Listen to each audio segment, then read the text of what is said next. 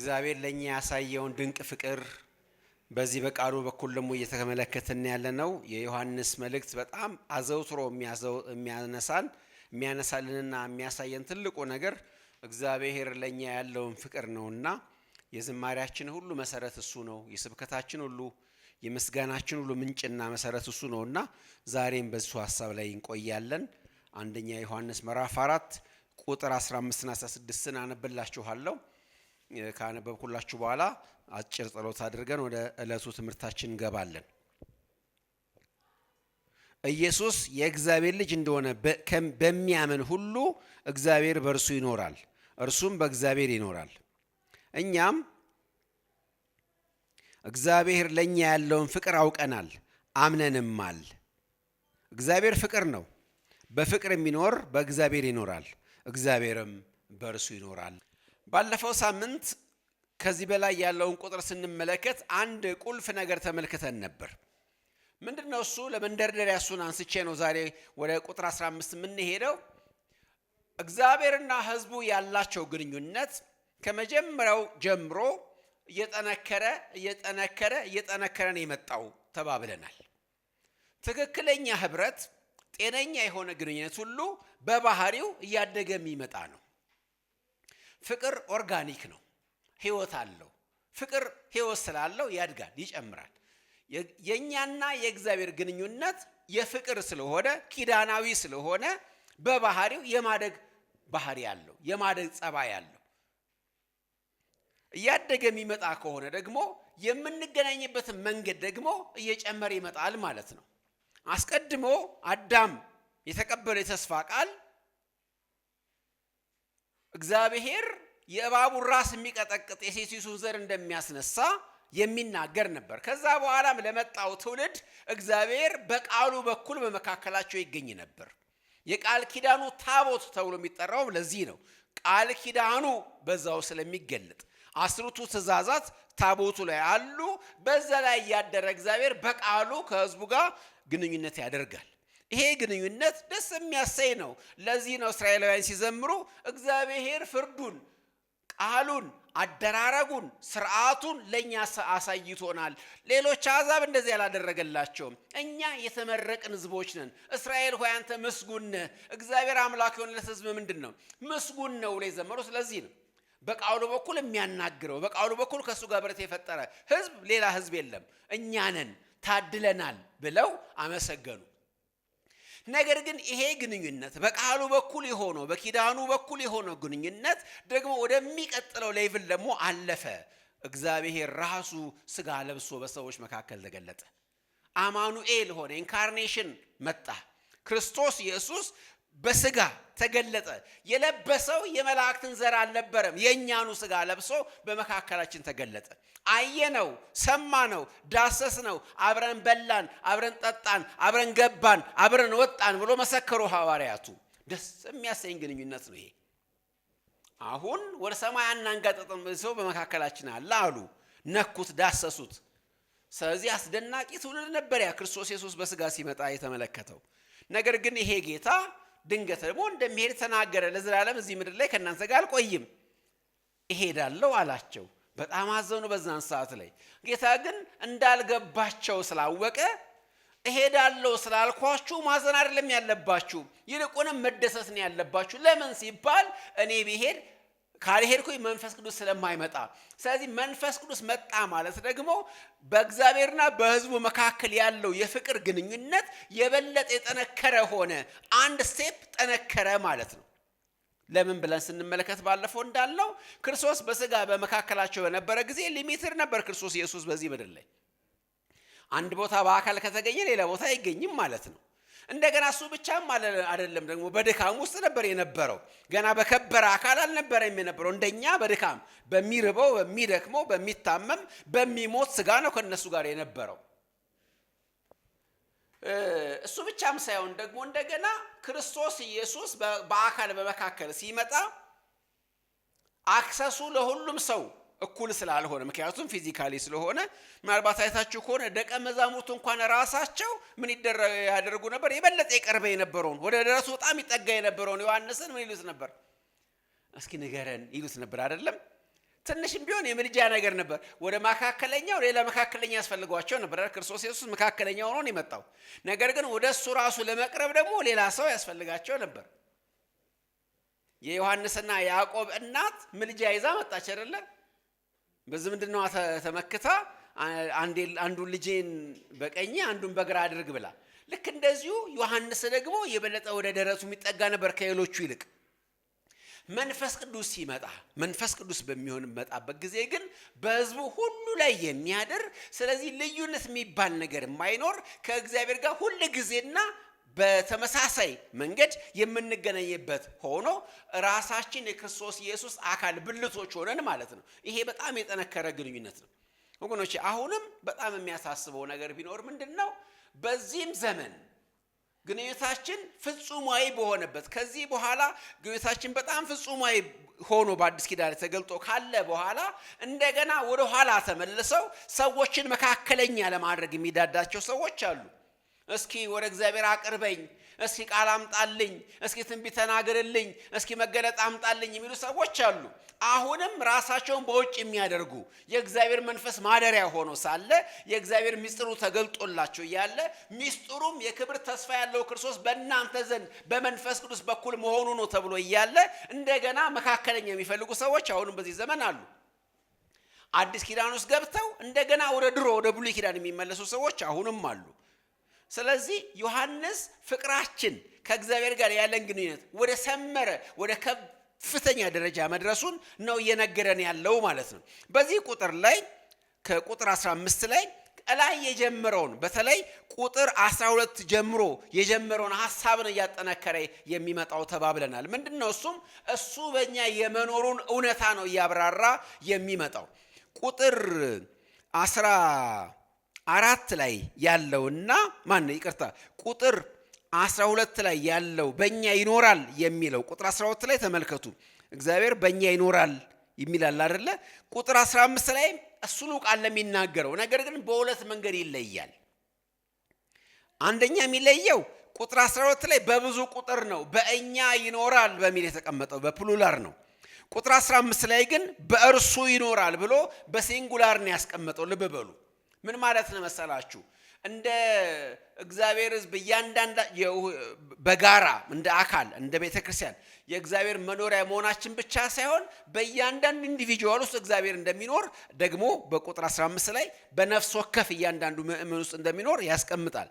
እሱ ብቻም ሳይሆን ቁጥር 12 ላይ ምክንያት አድርጎ የሚያቀርበው ፍቅር ነው። እርስ በርሳችን ፍቅር ቢኖረን እግዚአብሔር በእኛ ይኖራል ይላል። ቁጥር 15 ላይ ደግሞ እምነትን ነው የሚያስቀምጠው። እዚህ ቦታ ላይ ደግሞ በሚያምን ሰው ላይ ክርስቶስ የእግዚአብሔር ልጅ ነው ብሎ በሚያምን ሁሉ እግዚአብሔር በእርሱ ይኖራል፣ እርሱም በእሱ ይኖራል ብሎ ያስቀምጣል። ዮሐንስ ወገኖቼ ፍቅርንና እምነትን በማይለያይ መንገድ ነው አብሮ የሚያቀርብልን። በዮሐንስ ወንጌል ውስጥ እና መልእክት ውስጥ አጠቃላይ በዮሐንስ ጽሑፎች ውስጥ ሁለቱ ነገሮች በጣም ተቆራኝተው ነው ያሉት። ፍቅር የሚባለው ነገር ለብቻው አይገኝም፣ ከእምነት ጋር ነው ያለው። በሌላ አነጋገር ወደ ፕራክቲስ ወደ ልምምድ ከመሄዳችን በፊት ዶክትሪናል የሆነ ተጨባጭ ነገሮችን መያዝ አለብን። ዮሐንስ ስለ ትክክለኛ አስተምህሮ በጣም በስፋት ከተናገረ በኋላ ነው ከዛ በኋላ ስለሚመነዘረው ሕይወት የሚናገረው። በሌላ አነጋገር ምን ማለት ነው? የሚቀድመው እምነት ነው ከፍቅር በፊት። ፍቅር በእምነት ምክንያት የሚመጣ ነው። እምነት እንዳለን የምናሳይበት ማረጋገጫ ነው ፍቅር። ነገር ግን መግቢያው ወደ እግዚአብሔር መንግስት የምንገባበት ወደ አካሉ የምንጨመርበት መንገድ መግቢያው በር ግን እምነት እንደሆነ እንመለከታለን። ስለዚህ ዶክትሪኑን በጣም ያሰምራል ዮሐንስ። ይሄንን በቀደሙት ምዕራፎችም አስቀምጧል። ምዕራፍ 2 ቁጥር 23 ላይ፣ ምዕራፍ 4 ቁጥር 2 ላይ ብትመለከቱ በተመሳሳይ መንገድ የሚያነሳቸው አሉ። እስኪ ላንብብላችሁ። 2:23 ላይ እንደዚህ ይላል፣ ወልድን የሚክድ ሁሉ አብ እንኳ የለውም፣ በወልድ የሚታመን አብ ደግሞ አለው ይላል። እንደገና ምዕራፍ 4 ቁጥር 2 ላይ ደግሞ የእግዚአብሔር መንፈስን በዚህ እናውቃለን፣ በዚህ ታውቃላችሁ፣ ኢየሱስ ክርስቶስ በስጋ እንደመጣ የሚታመን መንፈስ ሁሉ ከእግዚአብሔር ነው። ተመልከቱ፣ እዚህ ቦታ ላይ ዮሐንስ ትምህርትን፣ ዶክትሪንን፣ እምነትን፣ እውነትን በመጀመሪያ ያስቀምጣል። ምክንያቱም ቁጥር 14 ላይ ባለፈው ምንድነው የተመለከትነው አንድ ነገር እኛም አይተናል አባት ልጁን የዓለም መድኃኒት ሊሆን እንደላከው እንመሰክራለን የሚል ቃል አለ። መመስከራችን በምን ላይ የሚመሰረት ነው? በማመናችን ላይ የሚመሰረት ነው። አንድ ሰው የሚመሰክረው ሲያምን ነው። ያላመነ ሰው ሊመሰክር አይችልም። ምክንያቱም አመንኩ ስለዚህም ተናገርኩ ተብሎ እንደተጻፈ የእምነት መንፈስ እንጋራ ነው የምንመሰክረው። ስለዚህ ቁጥር 15 ላይ ያለው ሐሳብ ከቁጥር 14 ጋር በጣም የሚያያዝ እንደሆነ ልንመለከት ያስፈልጋል። የሚያምን ሰው ነው መመስከር የሚችለው እና ማመናችንን ነው እንደ ቅድመ ሁኔታ ዮሐንስ የሚያስቀምጠው። ምን ብለን የምናምነው? እግዚአብሔር ቁጥር 15 ላይ ኢየሱስ የእግዚአብሔር ልጅ እንደሆነ በሚታመን ማለት ምንድነው የምናምነው? አባት ልጁን እንደላከው ማመን አለበት አንድ ሰው። እግዚአብሔር በሱ እንዲኖር እሱም በእግዚአብሔር እንዲኖር። እግዚአብሔር ከመላእክቶች አንዱን አላከም ወይ ደግሞ አንድ ነቢይ አላስነሳም። አንድያ ልጁን በአባቱ እቅፍ ያለ አንድያ ልጁን ላከ ብሎ ማመን አለበት አንድ ሰው። እዚህ ቦታ ላይ በሚታመን የሚለውን ቃል ብንመለከተው ጥሩ ነው። ቁጥር 15 ላይ ኢየሱስ የእግዚአብሔር ልጅ እንደሆነ በሚታመን የሚል ቃል አለ። በሚታመን የሚለው ቃል በግሪክ ውስጥ ተመለከቱት። በሚታመን የሚለው ፊውቸር ቴንስ አይደለም፣ ወደፊታዊ አመልካች ቃል አይደለም። እንደገና ፕሬዘንት ኮንቲኒዩስም ቴንስ አይደለም። የአንድ ጊዜን ወሳኝ ድርጊት የሚያመለክት ቃል ነው። የአንድ ጊዜን ወሳኝ ቃል የሚያመለክት ነው። መስክሮ የነበረ ማለት ነው። ኮንፌስ ያደረገ። ስለዚህ ምን ማለት ነው? የማይደገም አንድ ጊዜ የሆነ የእምነት መግለጫ ነው ዮሐንስ ቁጥር 15 ላይ የሚያነሳው። ኢየሱስ ክርስቶስ የእግዚአብሔር ልጅ እንደሆነ በሚታመን ስለዚህ ምስክርነታችን ማለት ነው። ያ የተናገርነው ስለ ክርስቶስ ኢየሱስ መጀመሪያ ያወጅነው እውነት እሱ ካለ እግዚአብሔር በእኛ ይኖራል ብሎ ያስቀምጣል። ይሄ የማይደጋገም ነው። ይሄ ኮንፌሽን ነው። ኮንፌሽን ኦፍ ፌዝ የምንለው ማለት ነው። የእምነት አዋጅ የምንለው ማለት ነው። ያንዳንዱ ሰው በዚህ የእምነት አዋጅ በኩል ነው የሚመጣው። ወንጌል ስንመሰክርለት አንድ ሰው ለምሳሌ ሁለት ሰዎች ላሳያችሁ። አንደኛው አይኑ እውር የነበረው ጌታ የፈወሰው ሰው ማለት ነው። እሱ ላይ ክርስቶስ ኢየሱስ አይኑን ፈወሰው። ከዛ በኋላ ሙሉ ሰው ሆነ፣ የሚያይ ሰው ሆነ፣ እያየ መጣ። ከዛ በኋላ አይሁዳውያን ደግሞ ስለ ክርስቶስ ስለመሰከረ ከቤት አባረሩት። ወላጆቹ የአይሁድን ጫና ፈርተው ከቤት አባረሩት። መንገድ ላይ ክርስቶስ ኢየሱስን ተገናኘው። ከተገናኘው በኋላ ቃለ መጠይቅ አደረገለት ክርስቶስ ኢየሱስ ከዛ ሰው ጋር። እስኪ እናንብበው። እስኪ ዮሐንስ 9 ላይ እንሂድና ቁጥር 35 ጀምሮ እናንብበው። ዮሐንስ ምዕራፍ 9 ቁጥር 38 ላይ ምልልሶችን እናገኛለን። እዛ ቦታ ላይ የሆኑ ምልልሶችን እናገኛለን። 9:38 ላይ ተመልከቱ። 35 ጀምሮ ለምብላችሁ። ኢየሱስም ወደ ውጭ እንዳወጡ ሰማ። ሲያገኘውም አንተ በእግዚአብሔር ልጅ ታምናለህን አለው። ልብ በሉ ወገኖቼ፣ እያንዳንዱ ሰው ወደ እግዚአብሔር መንግስት ገባ የሚባለው ለዚህ ጥያቄ በሚሰጠው መልስ ነው። ጌታ ጠየቀው። አይኑ በርቶለታል። ከጌታ ድንቅና ተአምራት ተቀብሏል። ደስተኛ ነው። ሙሉ ሰው ሆኗል። በሕይወቱ ዘመን ሁሉ ማንም ሊያደርግለት የማይችል ድንቅ ነገር ተደርጎለታል። ነገር ግን አንድ ትልቅና ወሳኝ ነገር ያስፈልገዋል። ምን አለው? አንተ በእግዚአብሔር ልጅ ታምናለህን አለው። እርሱም መልሶ ጌታ ሆይ በእርሱ አምን ዘንድ ማን ነው አለ። ኢየሱስም አይተኸዋል፣ ባንተም ካንተም ጋር የሚናገረው እርሱ ነው አለው። እርሱም ጌታ ሆይ አምናለሁ አለ፣ ሰገደለትም። ተመልከቱ፣ ይሄ ማለት ነው ኮንፌስ አደረገ። ያ አይነ ስውር የነበረ ሰው የተፈወሰ ሰው ትልቁ ቁም ነገሩ አይኑ መብራቱ አይደለም። ምክንያቱም አይናቸው የበራ ሌሎች ሰዎች ሊኖሩ ይችላሉ። ነገር ግን ያለ እምነት የኖሩ ሰዎች የበራው የሥጋ አይኑ ነበር መጀመሪያ ለምልክት እንዲሆን ለእግዚአብሔር ሥራ ክብር መገለጫ እንዲሆን የበራው የሥጋ አይኑ ነው። ነገር ግን ወሳኝ ጥያቄ ተጠየቀ። ከቤት መባረሩን ጌታ ካወቀ በኋላ አግኝቶት አንተ በእግዚአብሔር ልጅ ታምናለህን? ማን ነው እሱ ሲል ይሄ እኔም ማወራህ ነኝ አለው። አምናለሁ ጌታ ሆይ አለ፣ ሰገደለትም። ይሄ ኮንፌሽን ነው ዮሐንስ የሚያነሳው። ኢየሱስ ክርስቶስ የእግዚአብሔር ልጅ እንደሆነ በሚታመን ሰው አሁን ይሄ ሰው ይሄን ፈተና አልፏል። ምክንያቱም ክርስቶስ ኢየሱስ ፈዋሽ ነው ብሎ አይደለም የሚያመነው። እዛ ቦታ ላይ ልብ በሉ፣ ድንቅ አድራጊ ነው ብሎ ለሚያው ግሬት ሂለር ነው ብሎ አይደለም ያመነው።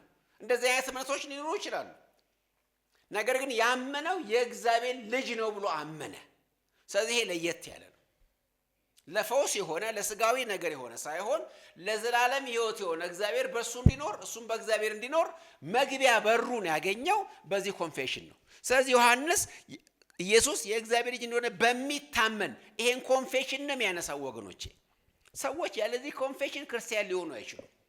ይሄን የእምነት መግለጫ ሳይናገሩ ከልባቸው ምክንያቱም ምንድነው የሚለው እግዚአብሔር ቃል በሮሜ ምዕራፍ 10 ላይ ከ9 ጀምሮ ቃሉ በአፍና በልብ ሆኖ ቀርቦልሃል።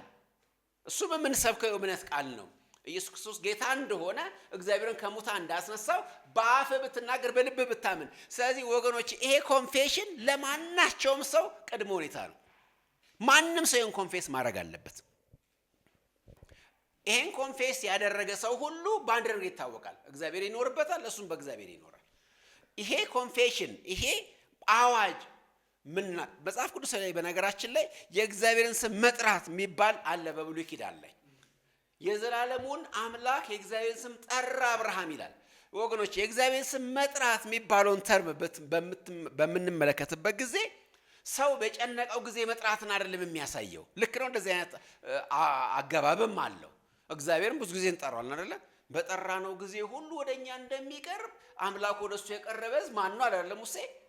እግዚአብሔር መቼ ነው የምንጠራው? ሁሌ እንጠራዋለን አይደለ? ከኔ ጋር ናችሁ። እግዚአብሔር መቼ ተጠሩታላችሁ? ሁሉ ጊዜ። እንዳውም በመከራ ቀን ምን በለኝ ብሏል? ጥራኝ አድንሃለሁ አንተም ታከብረኛለህ። ስለዚህ በዘወትር እንጠራዋለን፣ ዘወትር እንጠራዋለን። እንደገና ዘፍጥረት ምዕራፍ 4 ላይ የእግዚአብሔር ስም እየጠሩ ማምለክ ተጀመረ የሚል ቃል ታገኛላችሁ። የአምልኳቸው አንድ ክፍል ነው። ቅድምም የአምላካችንን ስም እየጠራን አምልከናል። ነገር ግን የእግዚአብሔር ስም መጥራት ወይም የእግዚአብሔር ስም ጠራ የሚባለው ቃል ግን ተርሙ ምን ማለት ነው? እምነቱን አወጀ ማለት ነው።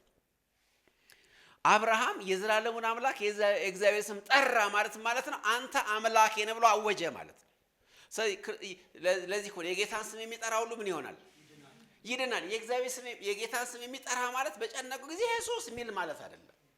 እሱ በሌላ ነገር እንድናለን። በተለያየ ነገር ሲመጣብን ውሻም ሲያባረን ኢየሱስ እንላለን። የሆነ ነገር ስንሆነ ምን እንላለን? ስለዚህ ከዚህ ከመጣብን የሥጋ አደጋን እንተርፋለን።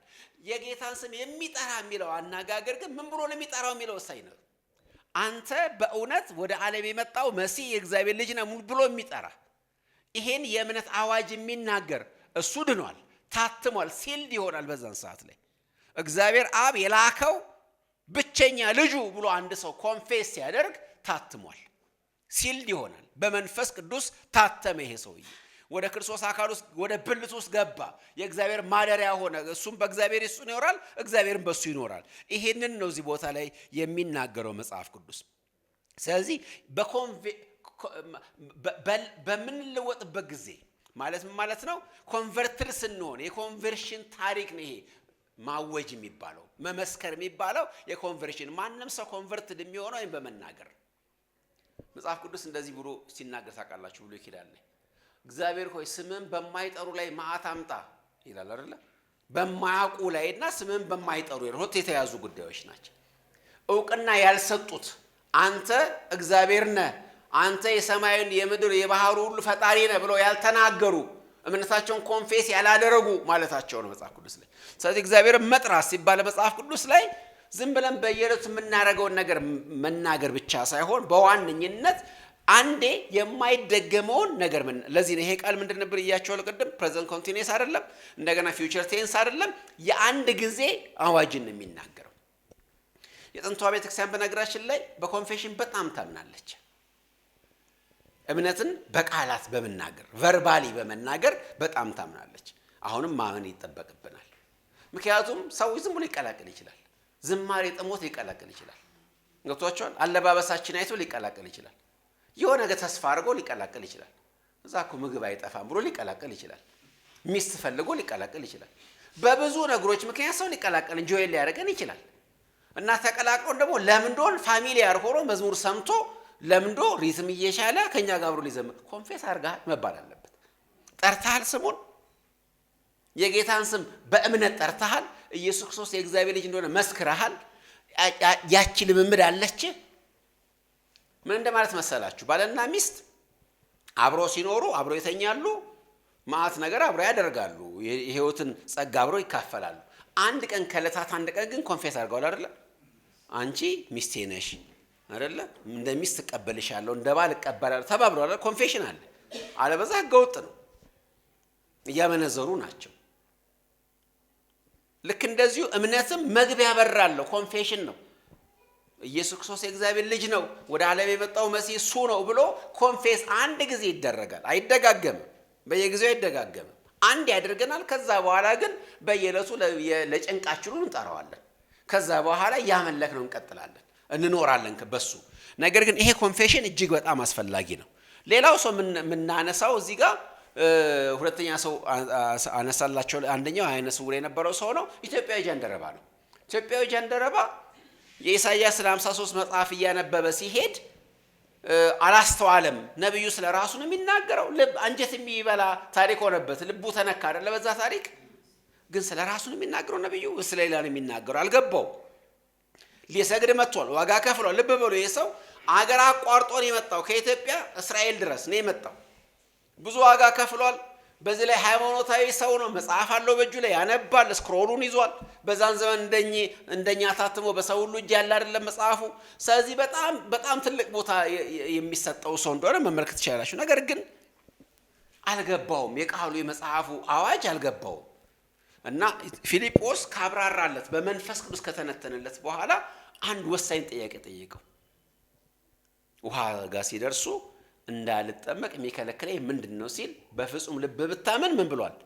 ተፈቅዷል ሲለው፣ ኢየሱስ የእግዚአብሔር ልጅ እንደሆነ አምናለሁ አለ። ይሄ ነው ኮንፌሽን ማለት። ከዛስ በኋላ ወደ ውሃ ወረዱ፣ አጠመቀው። ከዛ በኋላ አብረው ቀጠሉ። በቃ ተወልዷል ይሄ ሰውዬ። ከዛ ያድጋል፣ በእግዚአብሔር መንፈስ ያድጋል፣ እግዚአብሔር ይንከባከበዋል። ከዚህ በኋላ ደስ እያለው ሄደ። ዞር ብሎም አልፈለገውም ኢትዮጵያውን ጃንደረባ ማን ነው ፊልጶስን። ምክንያቱም ወሳኙ ነገር ተከናውኗል። ዳግመኛ ተወልዷል። አሁን እግዚአብሔር በሱ ይኖራል፣ እሱም በእግዚአብሔር ይኖራል። ገብቷቸዋል። አሁን ሌላ የሚያብራራለት ሰው አያስፈልገውም። ማንም ወንድሙን ማንም ጎረቤቱን ጌታ ነው ብሎ አያስተምርም። ለምን? በልባቸው ግን እጽፋለሁ ተብሎ የተጻፈው ተፈጸመ። በኢትዮጵያ ጃንደረባ ላይ እግዚአብሔር ራሱ በልብ ውስጥ ሕጉን አተመለት። እኔ ነኝ ያለው ስሙን ገለጠለት፣ ክርስቶስን አሳየው። ከዛ በኋላ በቃ የኢትዮጵያ ጃንደረባ ሙሉ ሰው ሆነ በእምነት። ስለዚህ ይሄ ኮንፌሽን ወገኖቼ በጣም ወሳኝ ነው። ችላ የሚባል አይደለም። በብዙ ነገር ምክንያት የተቀላቀሉ ሊጠራ ያስፈልጋል፣ ነገራቸው ሊታወቅ ያስፈልጋል። ክርስቶስ ኢየሱስ እኮ ዮሐንስ 8 ላይ አስደናቂ ስብከት ሰበከና ብዙዎች ደስ አላቸው። እንደውም አይሁዶች ልባቸው ተነካ። አብ ለብቻ የተወኝም ሲላቸው ይላል። በጣም የሚገርመኝ ቃል ልባቸው ተነካ እና ጌታም ያመኑትን አይሁድ እናንተ በቃሌ ብትኖሩ በእውነት ደቀ መዛሙርቶች ትሆናላችሁ፣ እውነትን ታውቃላችሁ፣ እውነትም አርነት ያወጣችኋል ሲላቸው አሁን ጉዳ መጡ አይደለ? እኛ ምን ሆነን አናቅም አሉ። ለማንም ባሪያ ሆነን አናቅም። ጌታ እንደዚህ ያላቸው ልጁ አርነት ካላወጣችሁ ባሮች ናችሁ። ኃጢአት የሚሰራው ለኃጢአት ባሪያ ኖ ተከራከሩት። መጨረሻ ላይ ጋኔል አለብህ ለማለት ተበቁ። ከዛም ባልፈው ድንጋይ አንስተው ሊወግሩት ነበር። አላምኑም። ያቺ ኮንፌሽን እስከሌለች ድረስ ሰው ቢያደንቅ ቢደንቅ ትርጉም የለውም። እንደገና እንትናስ ማን ነው ኒቆዲሞስን ብትመለከቱ አንተ ትልቅ አስተማሪ ነህ፣ ከእግዚአብሔር ዘንድም የተገለጥክ ነህ፣ ድንቅ ታደርጋለህ፣ አንተ የምታደርገው ማንም ማድረግ ምናምን ተናግራል። ኖ ደግሞ ወደ ያስፈልጋል፣ ኮንፌሽን ያስፈልጋል ወገኖች። ቁጥር 15 ላይ የምናገኘው ይሄን ወሳኝ ነገር ላይ ነው። ወደ ቁጥር 16 እንሄድ። ቁጥር 16 ላይ እንደዚህ ይላል፣ እኛም እግዚአብሔር ለኛ ያለውን ፍቅር አውቀናል አምነንማል ይላል። ይሄ በጣም ወሳኝ ነገር ነው። ጥያቄ ልጠይቃችሁ፣ አንድ ሰው ለመሆኑ እግዚአብሔር እንደሚወደው በምን ያውቃል? እግዚአብሔር እንደሚወዳችሁ በምን ታውቃላችሁ? ወሳኝ ጥያቄ ነው አይደለ? እግዚአብሔር እንደሚወዳችሁ በምን ታውቃላችሁ? አንዳንድ ጊዜ ሰዎች ሰውን እንደምትወደኝ የማውቀው በዚህ ምክንያት ነው ይላሉ አይደለ? ታውቃላችሁ። ለምሳሌ ደሊላ ሳምሶን እንደዚህ ያለችው እወድሻለሁ የምትለኝ ዝም ብለህ ነው፣ የኃይልን ሚስጥር ካልነገርከኝ አትወደኝም፣ ውሸትህን ነው ማቀው ስትነግረኝ ምስጢርህን አለችው። የተለያየ ነገር አለ አይደል? አንተ እንደምትወደኝ ማቀው እንዴት ታረግልኝ ነው ይላሉ ሰዎች። ለምሳሌ እናትም ልጇን እኔ ያልኩን ካላገባ እንደምትወደኝ አላረጋ ልትል ይችላል። የተለያየ ነገር አላቸው ሰዎች። እሺ እግዚአብሔር ይወዳችኋል? የሚወዳችሁ ከሆነ በምን አወቃችሁ? በምን አረጋገጣችሁ? ታምሜ ፈወሰኝ። ትክክል ነው፣ ጥሩ ነው። ታምሜ ነበር ለሞት ሐኪምም ቢብሎት ድንቅ የትም ቦታ ሄጄ ምናምን ቢተብሎ በቃ ተስፋ ተቆርጦብኝ ድንኳን ሊጣል ምናምን ሲል ንፍሮኑ ሊቀቀል ሲል ሞታለች ሞቷል ተብሎ በድንቅ ተፈወስኩኝ። ይሄው ከዚህ በላይ ማስረጃ ጥሩ ነው። እግዚአብሔር ይወዳቸዋል። ይሄን ፍቅር ግን እግዚአብሔር ለሁሉም ያደርገዋል። ለሙስሊሙም ለቡዲስቱም ለሁሉም አድርጎታል። ገታቻ ለማንም ያደረገው ነው ይሄ ፍቅር፣ ለእንስሳውም ጭምር። ከስም ሶስቱም ተፈውስ ያውቃሉ። እና የሆነ ትልቅ ስራ አግኝቻለሁ እኮ ምናምን አንቱ መባል ሰው ይሄን ያህል ደሞዝ ይሄን ያህል ቤት መኪና ብዙ ሰዎች አላቸው። ካንተ በላይ ማስ ሰዎች አላቸው እንደዚህ አይነት ነገር። ሳውዲ አረቢያ ሄድ፣ ጃፓን ሄድ፣ እግዚአብሔር በፍጹም በክርስቶስ ኢየሱስ የማያውቀው ነገር ግን ባለጸጋ ሰው ብዙ አለ። ስለዚህ እግዚአብሔር እንደሚወድ በምን አወቅ? በምንድን ነው የምናየው? እግዚአብሔር ፍቅር በምን ተገለጠ? ወገኖች የዚህ ቦታ ላይ የእግዚአብሔር ፍቅር የተባለው ስፔሲፊክ የሆነው ለምርጦች የሆነው ፍቅር ነው። እግዚአብሔር ፍቅር ነው፣ ዓለምን ሁሉ ይወዳል። ይሄን አውቃለሁ አይደለም? እግዚአብሔር መቼም ቸር ነው። እንደውም ጌታ ሲናገር ምንድነው ያለው? እሱ እኮ ለማያመሰግኑትም ቸር ነው አይደል ያለው? ፀሐይን ያወጣል፣ ዝናብን ያዘንባል አይደለም? አሕዛብም ሳይለምኑት ይሰጣቸዋል፣ ለዛውም እየሰደቡት፣ ለዛውም ሳያውቁት፣ ለዛውም ድንጋይ እያመለኩ ይሰጣቸዋል፣ ያበላቸዋል፣ ያጠጣቸዋል። የከፈተውን ጉሮሮ ሳይዘጋው አያድርም ይላሉ አለ በውጭ የሚያሉ ሰዎች። እውነቱን ጉሮሯቸውን ይዘጋላቸዋል ማለት በምግብ ቱቧቸውን ይዘጋል ማለት ሳይሆን በምግብ ጉሮሯቸውን በውሃ በምን ያረሰርሳል። ስለዚህ አሕዛብንም ይወዳል። እዚህ ቦታ ላይ እግዚአብሔር ለኛ ያለውን ፍቅር የሚለው ኤክስክሉሲቭ የሆነ ፍቅር ነው። ለሁሉም የሚሆን ፍቅር አይደለም፣ የተለየ ፍቅር። በሌላ አነጋገር እግዚአብሔር ለልጁ ለክርስቶስ ኢየሱስ ባለው ፍቅር መወደዳችን፣ ለዓለም ባለው ፍቅር ሳይሆን ለልጁ ባለው ፍቅር እግዚአብሔር እኛን እንደወደደ በምን እናውቃለን ነው ጥያቄው። ሌላ የተለየ ፍቅር በምን አወቅን ሲባል የምናውቀው እግዚአብሔር ልጁን እንደላከ በማመናችን በማወቃችን። በምን አወቅ? ይሄውም ልጁን ለኔ ልኳላ እንላለን። አንድ መዝሙር አለ፣ ልጁን ለኔ ልኮ አወጣ፣ ደሙን ልጁን ለኔ ልኮ አይደለ? እሱ መዝሙር ማለት ልጁን ለኔ ልኮ አወጣኝ፣ ኮብልላ ነበረች ነፍሴ እንደዚህ ምናምን አይደለ? ልጁን ልኮ አወጣኝ።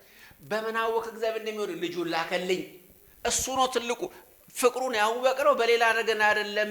ፍቅሩን ያወቅነው ይሄን የተለየ ፍቅሩን ያወቅነው በአንድ ነገር ነው፣ ልጁን ስለላከልን። በዚህ ያወቅን ፍቅሩን ብሎ ያስቀምጣል። ወገኖቼ ሰዎች በተለያየ ነገር በስሜት ተነሳሰው ለእግዚአብሔር እግዚአብሔር እንደኔ ማንን ይወዳል ሊሉ ይችላሉ። ሲሉም ሰምተን እናውቃለን። በነገራችን ላይ እንደኔ ማንን ይወዳል እግዚአብሔር ሲሉ ሰዎችን ልትሰሙ ትችላላችሁ በየጊዜው። ለኔ ያደረገው ለማን አደረገ ሊሉ ሊደግሱ ምስክር ሲጠሩ በኋላስ አባዛቸው ይለወጥና መልሰው ያማሩታል። ይሄንን እስኪ መዝሙር 106 ላይ ከ12 እስከ 13 እስኪ እንመልከት። መዝሙር 106 ላይ ከ12 እስከ 13 ላይ እንደዚህ ይላል።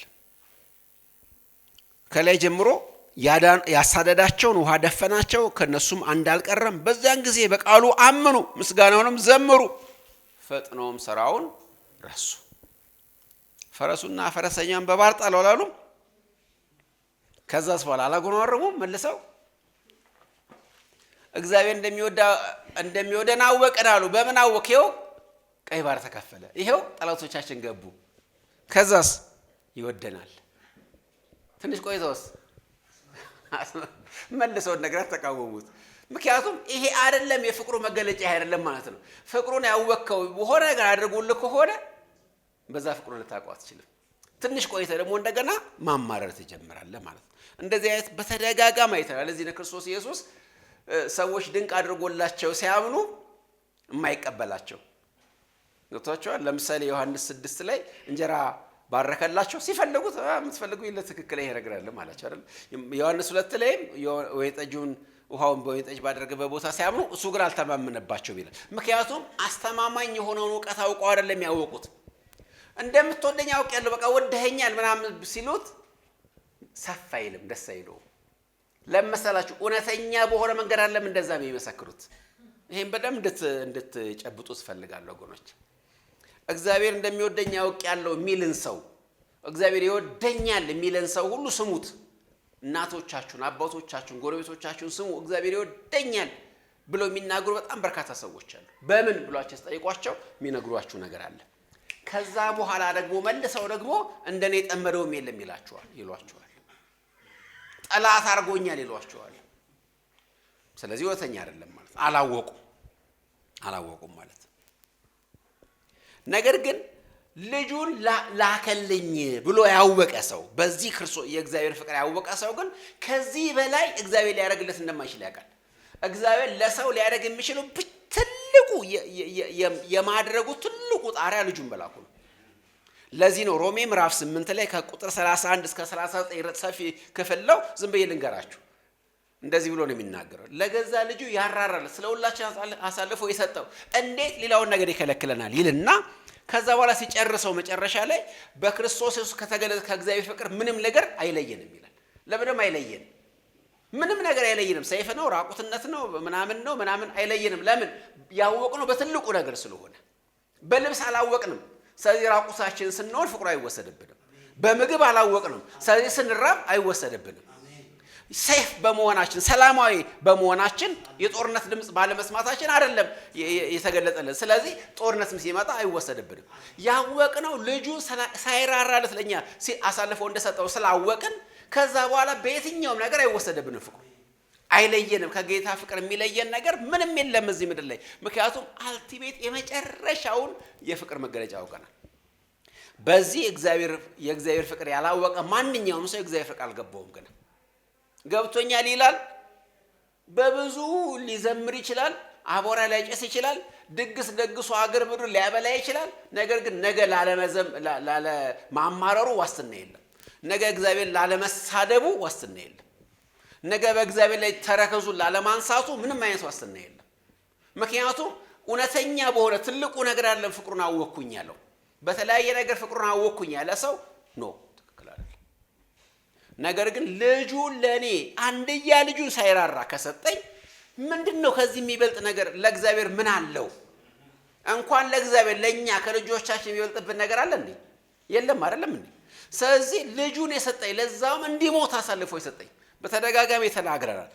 ክርስቶስ ኢየሱስ መወለዱ አይደለም ቁም ነገር፣ መወለዱ እንዲሞት ነው ተባብናል አይደለም? ወደዚህ ምድር የመጣው ለመሞት ነው። ስለዚህ ነው መጽሐፍ ቅዱስ የክርስቶስ ኢየሱስ መወለድንና መሞትን በብዙ ጥቅሶች አንድ ላይ አብሮ የሚያስቀምጠው። ክርስቶስ ኢየሱስ ሲወለድ እንዲሞት ነው የመጣው። ምክንያቱም ለሱ በስጋ መምጣት ማለት መወለድ ማለት ቢግ ዲል አይደለም። ልደት ማክበር አንደኛ፣ ሁለተኛ ሰሞኑን አንድ ቪዲዮ ሳይ ነበር። ሃፒ በርዝዴይ ጂሰስ ምናምን የሚል አይታችኋል? አንድ እንደ ህፃናት ምናምን ኬክ ቆርሶ ምናምን አይታችኋል? ሐሰተኛ እንትን ሰው ክርስቶስ ልደቱ እንድናከብር ሃፒ በርዝዴይ ጂሰስ እንድንኖር አይደለም የመጣው፣ ሊሞት ነው የመጣው። ለክርስቶስ መወለዱና ቀራኔው አንድ ነው። ምክንያቱም ሁለቱም ስቃይ ነው፣ ሁለቱም ውርደት ነው፣ ሁለቱም ዝቅታ ነው። መወለዱም መሞቱም ሁለቱም ስቃይ ናቸው። አንድ አባባል አለ እዚህ የአዲስ አበባ ሰው ይባላል። ድሮ እኛ ከዛ ስንመጣ ምናምን እንደዚህ ይባላል። የአዲስ አበባ ሰው እንግዳ ከክፍለ ሀገር ሲመጣ ገና እንደመጣ ገና ገብቶ ሳይጨርስ መቼ ነው የምትመለሰው ብሎ ስለመመለስ ነው የሚጠይቀው። እንዴት ነው መቼ ነው የምትመለሰው? እንዴት ነው ገና እኮ ገብቶ አልጨረሰም ሰውዬው ይባላል። እና ስለመመለሱ መንገድ ይጠይቃል። በምንድን ነው የምትመለሰው? ለመሆኑ እንዴት ትመለስ? መቼ አስበሃል? ምናምን። ለክርስቶስ ኢየሱስ ይሄ እውነት ነው። ወደ ዓለም ሲገባ ከዓለም እንዴት እንደሚወጣ ነው የተነገረው።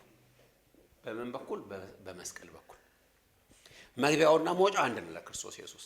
ምክንያቱም መወለዱና መሞቱ የተያያዘ ነገር ነው ለክርስቶስ ኢየሱስ። ለእኛ ሲሆን ነው ለየት የሚለው። ስለዚህ በዚህ እግዚአብሔር ፍቅር ያወቀ ሰው ክርስቶስ ኢየሱስ ወደ ምድር ሲመጣ እግዚአብሔር ለአንደኛው ልጁ ሳይራራ እንዲሞት ለሁላችን ማስተሰሪያ እንዲሆን ካላከው ይሄን ካወቅን እግዚአብሔር ፍቅር አቀናለ ማለት ነው። ከዛ በኋላ በፍጹም እንትን አንልም ማለት ነው። ስለዚህ በክርስቶስ የእግዚአብሔር ልጅነት ላይ የማይናወጥ እምነት ያላቸው አማኞች እውነተኛ የእግዚአብሔር ፍቅር የገባቸው እነሱ ብቻ ናቸው። ሌላው ሰው አልገባውም። ሌላ ሰው ቃሉን ያጥፈዋል። ዛሬ የዘመረበትን ለዚህ ነው እግዚአብሔር ሞቅ የማይለው ሲዘምሩለት።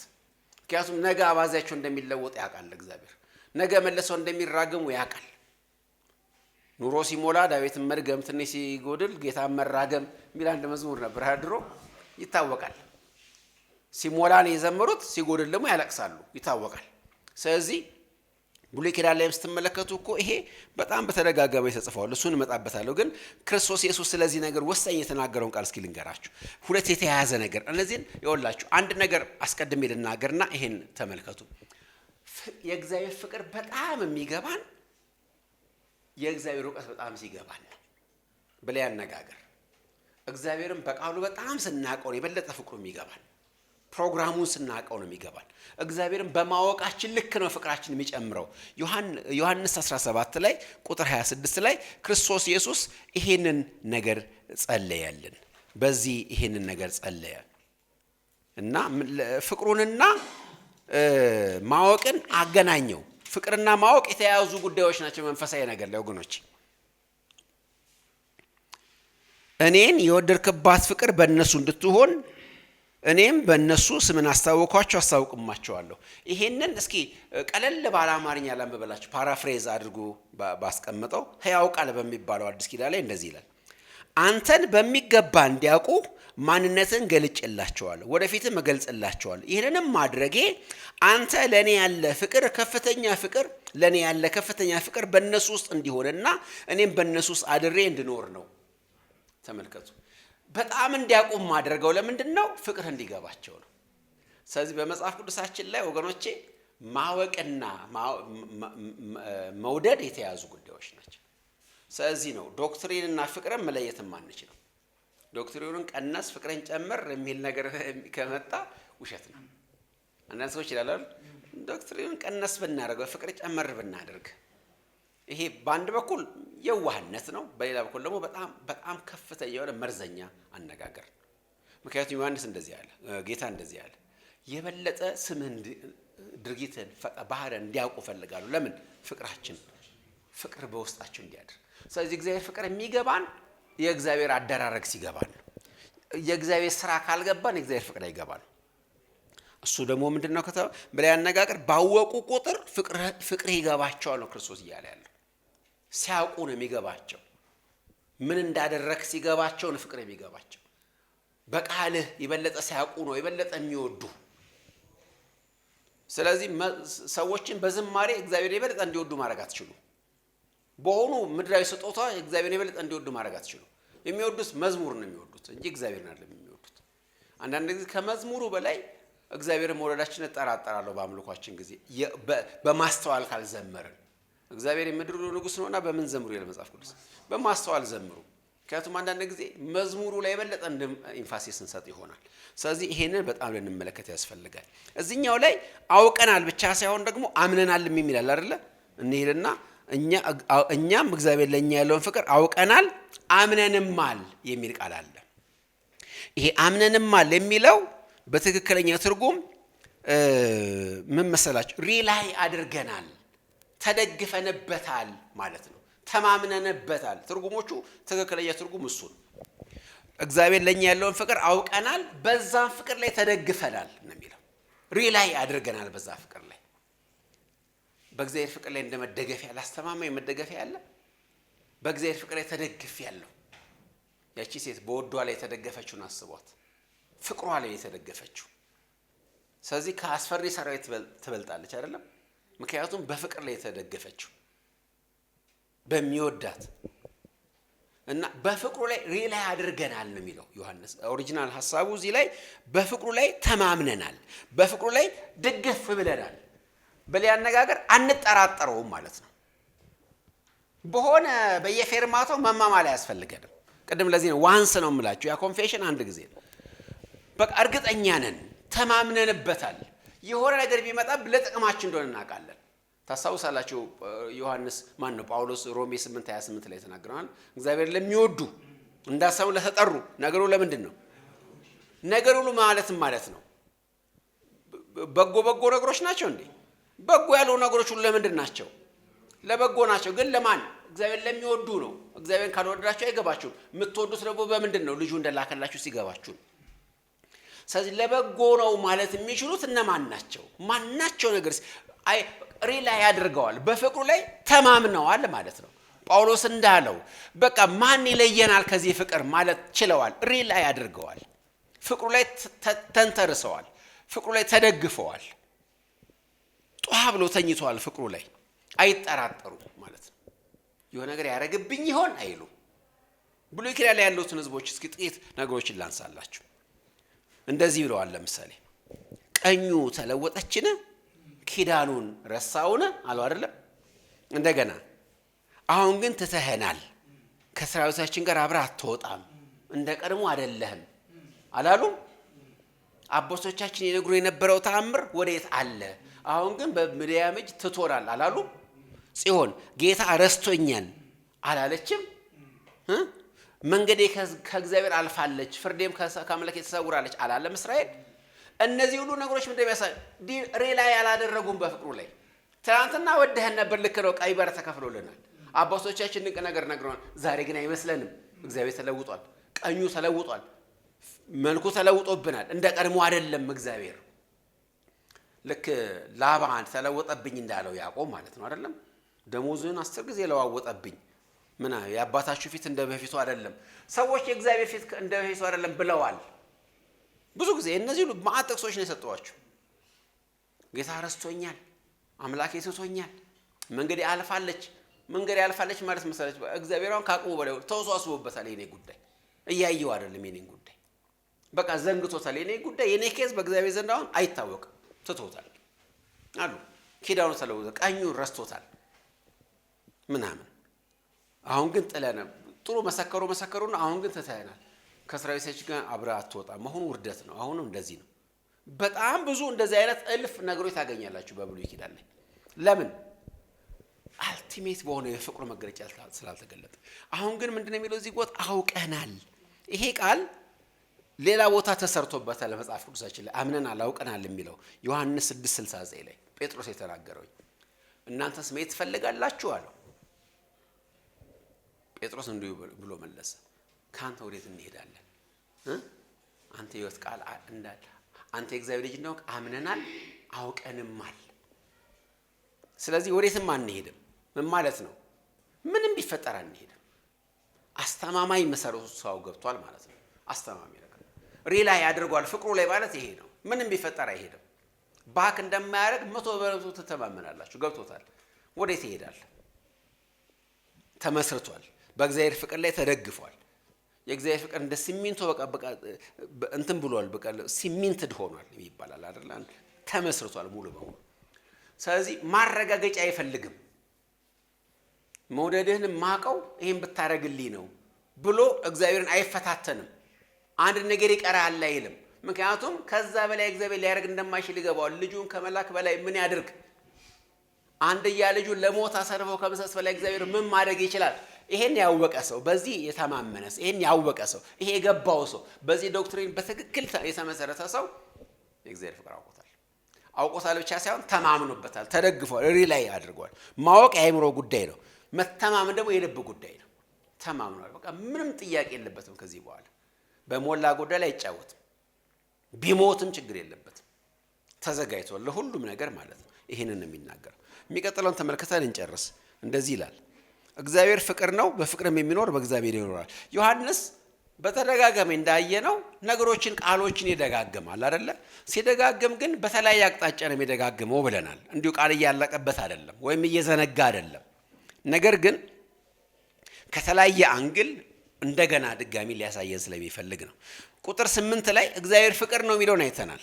እዚህ ቁጥር 16 ላይም እንደገና እግዚአብሔር ፍቅር ነው የሚለውን ደግሞታል።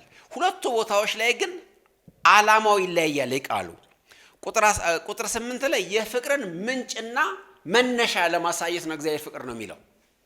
ቁጥር 8 ላይ ፍቅር ከእግዚአብሔር ዘንድ ነው የሚመጣው፣ ምንጩ የሚቀዳው መነሻው ከእግዚአብሔር ዘንድ ነው እንጂ እኛ ወደነው አይደለም። ኢኒሼት ያደረገው መነሻ ያደረገው በራሱ በእግዚአብሔር ነው የሚለውን ነው የሚያሳየን። ቁጥር 8 ላይ ስለ ምንድን ነው የሚናገረው? ስለ ምንጩ ነው የሚናገረው። ስለ ፍቅር ምንጭ፣ ስለ ፍቅር መሰረት፣ ስለ ፍቅር መነሻ ነው የሚናገረው። ቁጥር 16 ላይ ደግሞ ስለ ፍቅር ባህሪ ነው የሚናገረው፣ ወይም ፐርፐዝ፣ ስለ ፐርፐዝ፣ ስለ ዓላማው ነው የሚናገረው። ዓላማው ምንድን ነው? የዚህ ፍቅር ዓላማ፣ የዚህ ፍቅር ፐርፐዙ ምንድን ነው? ፐርፐዝ ክሎዝ ነው ይሄኛው ቦታ የሚናገረው። ስለዚህ በጣም ወሳኝ ነው። ከቁጥር 14 ጋር እያይዘን አንድ ነገር ተናግረን ነው የምንጨርሰው። ተመልከቱ ወገኖቼ፣ በደንብ ስሙ። ይዘጋ ቀና ብላችሁ እግዚአብሔር እኛን ወዶናል የሚለው መነሻ ብቻ ነው። ወይ ደግሞ የእግዚአብሔር ፍቅር ለሕዝቡ God's love for his people፣ እግዚአብሔር ለሕዝቡ ያለው ፍቅር የሚባለው የክርስትና ሙሉ ስዕል አይደለም። የእግዚአብሔር በሕዝቡ ውስጥ ያለው ፍቅር ወይም through his people፣ for his people ሳይሆን through his people ምን ማለት ነው? አሁን እዚህ ቦታ ላይ ዮሐንስ የሚናገረው በጣም አስደናቂ ነው። ባለፈው አንድ ነገር ተነጋግረናል። ስንጸልይም በጣም አጽንኦት ተሰጥቶን የጸለይነው አንድ ነገር ነበር።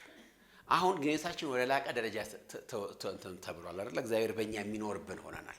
ብላ ያነጋግረኛ የእግዚአብሔር እጆች ሆነናል፣ የእግዚአብሔር አፍ ሆነናል፣ የእግዚአብሔር ልብ ሆነናል፣ የእግዚአብሔር ሰውነት ሆነናል፣ አካል ብልቶች ሆነናል። ስለዚህ እግዚአብሔር በእኛ ይወዳል ነው እያለ ያለው። እግዚአብሔር ፍቅር ነው የሚለው አነጋገር ወገኖች በደንብ ስሙኝ። እዚህ ጋር ብዙ ሰዎች ለራስ ወዳድነት መደበቂያ ነው የሚያደርጉት አይደል? እግዚአብሔር ፍቅር ነው ብለው ራስ ወዳድነትን ነው መደበቂያ የሚያደርጉት። እግዚአብሔር ፍቅር ነው፣ ስለዚህ አንቀባረረኝ፣ ከሰው በላይ አደረገኝ፣ ጎረቤቴ ብጥብጥ ነው፣ እኔ ቤት ሰላም ነው አይደለም የሚባሉ መዝሙሮች ሁሉ አሉ አይደል? እግዚአብሔር ፍቅር ነው ብለው ፐርፐዙ ግን እዛ አይደለም የሚለው ነው ያለን። እግዚአብሔር ሕዝቡን መውደድ ብቻ ሳይሆን በሕዝቡ ይወዳል ማለት ምንድነው? አሁን የእግዚአብሔር አካል ሆነ በፍቅር የሚኖር ማለት በቃ እናንተ ራሳችሁ አሁን ቻርጅድ ሆናችኋል በዛ ፍቅር። ስለዚህ የምትገለጡት በዛ ፍቅር ነው። እግዚአብሔር በሕዝቡ በኩል ይወዳል። ሕዝቡን ይወዳል ብቻ ሳይሆን በሕዝቡ በኩል ይወዳል ማለት ነው። ስለዚህ የእግዚአብሔር ፍቅር የምናሳይነን፣ የእግዚአብሔር ልብ ሼር የምናደርግነን ማለት ነው። በዚህ ደረጃ ነው የእግዚአብሔር ፍቅር ኤክሰርሳይዝ። ፐርፐዙ ይሄ ነው። እግዚአብሔር ፍቅር ነው ሲባል በእኛ በኩል ይወዳል። እግዚአብሔር ፍቅር ነው ብለን ማንወድ ሰዎች ከሆነን እኛ እግዚአብሔር ፍቅር አይደለም፣ እውነት አይደለም፣ አይታመንም ማለት ነው። እግዚአብሔር ፍቅር ነው ስለዚህ እኔ እወዳለሁ። እግዚአብሔር ፍቅር ነው ስለዚህ እኔ እለግሳለሁ። እግዚአብሔር ፍቅር ነው ወዶኛል ስለዚህ እኔ እወዳለሁ። ይሄ መገለጥ አለበት ነው ዮሐንስ እያለ ያለው። የእግዚአብሔር ፍቅር በእኛ ሊገለጥ ይገባል። እግዚአብሔር ወደደኝ አንቀባረረኝ የሚባለው ነገር ብቻ ሳይሆን እግዚአብሔር ወደደኝ ስለዚህ እወዳለሁ፣ እግዚአብሔር እኔን ቻርጅ አድርጎኛል፣ የእግዚአብሔርን ባህሪ ሼር አድርጋለሁኝ፣ ህብረታችን ወደ ፍጹም ደረጃ ደርሷል የሚባለው በዛን ሰዓት ላይ ነው። ስለዚህ የእግዚአብሔር አይኖች፣ የእግዚአብሔር እጆች፣ የእግዚአብሔር ኪስ፣ የእግዚአብሔር ቤት ሆነናል ማለት ነው። ወደ የእግዚአብሔር ፍቅር በእኛ በኩል ይገለጣል ማለት ነው። ስለዚህ በፍቅር የሚኖር ማለት ሲመላለስ ሁለንተናው ሰውየው ራሱ በፍቅር ይኖራል ማለት ነው። ልክ አንድ ማግኔት ለረጅም ጊዜ አንድ ብረት ላይ ቢቆይ ያ ብረት ወደ ማግኔትነት ይለወጣል ታውቃላችሁ። ከዛ የማግኔቱን ባህሪ ይወስድና ራሱ ማግኔት ይሆናል። የእግዚአብሔር ፍቅር እንደ ማግኔት ስቧችሁ ከሆነ እናንተ ራሳችሁ ሌሎችን ደግሞ በፍቅር የምትስቡ ሰዎች ትሆናላችሁ። በፍቅር ትኖራላችሁ። ሌላ አማራጭ የላችሁ። ዮሐንስ እኮ ለራሱ ግለሰቡ ሰው ዮሐንስ እንደዚህ አይነት ነበር። በፊት የጥላቻ ሰው ነበር። የፍቅር ሐዋርያ እስኪባል ድረስ ግን ተለወጠ። የሚወድ ሰው ሆነ። ራሱን የሚቆርስ ሰው ሆነ። ለሞት የማይሳሳ ሰው ሆነ። ሌሎች ሳክሪፋይስ ለመሆን ግድ ስለ ክርስትና ስታስቡ ወገኖቼ እኔ እንደዚህ እያልኩ እያሰብኩ ነበር። በእርግጥ እንደ ክርስትና ዓለምን ሁሉ ማጥለቅለቅ ያለበት ኮሚኒቲ የለም በትክክል አፕላይ ቢደረግ ኖሮ ገብቷችኋል አባባሌ። ምክንያቱም ሌሎቹ የሆነ ሰምዌር ሩቅ ቦታ አንድ አምላክ አለ ይላሉ። ክርስቲያን ግን ያ አምላክ እኔ ውስጥ አለ ነው የሚለው። ስለዚህ የዛን በጎነት እኔ ውስጥ አሳያለሁ ነው የሚለው። ስለዚህ ዓለምን በነገስታት እኮ ራሱ በማስገደድ ሰዎች ሁሉ ክርስቲያን ሆኑ እኮ ማለት ነበረባቸው። ክርስትና በትክክል አፕላይ ቢደረግ ኖሮ ልክ እንትና እንዳደረገው ማለት ነው። ማን ነው አርጤክስስ ነው ቤቱ ጉድፍ መጣያ ይደረጋል ይሄን አምላክ የሚቃወም ሰው ምናምን ትዝ ይላቸዋል።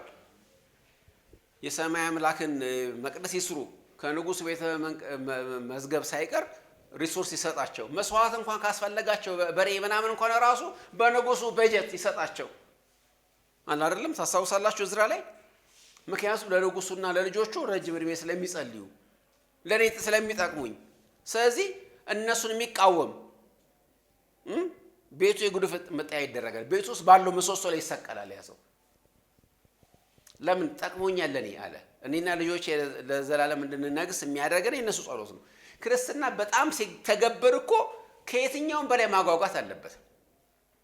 ምክንያቱም የሆነ ቦታ እንቁልልጭ አይደለም የሚለው ክርስትና። ላማለኝ በሰማይ አይደለም፣ ይሄው ወተቷ ይላል። ይታለባል እሱ ራሱ፣ ይጠጣል እሱ ራሱ። እግዚአብሔር ይስጥልኝ አይልም ድሃ ሲመጣ፣ ምክንያቱም እሱ ነው የሚሰጠው። እጅ ነው፣ የእግዚአብሔር እጅ ነው። ስለዚህ በፍቅር የሚኖር በእግዚአብሔር ይኖራል ብሎ ስለዚህ እግዚአብሔር እኛን ይወደናል ብቻ ሳይሆን በእኛ በኩል ይወዳል። ይሄንን ነው ዮሐንስ ቁጥር 16 ላይ የሚናገረው። ስለ ፍቅሩ ከቁጥር 17 በኋላ ደግሞ እያብራራን እንመጣለን። ጌታ ስሙ ይባረክ።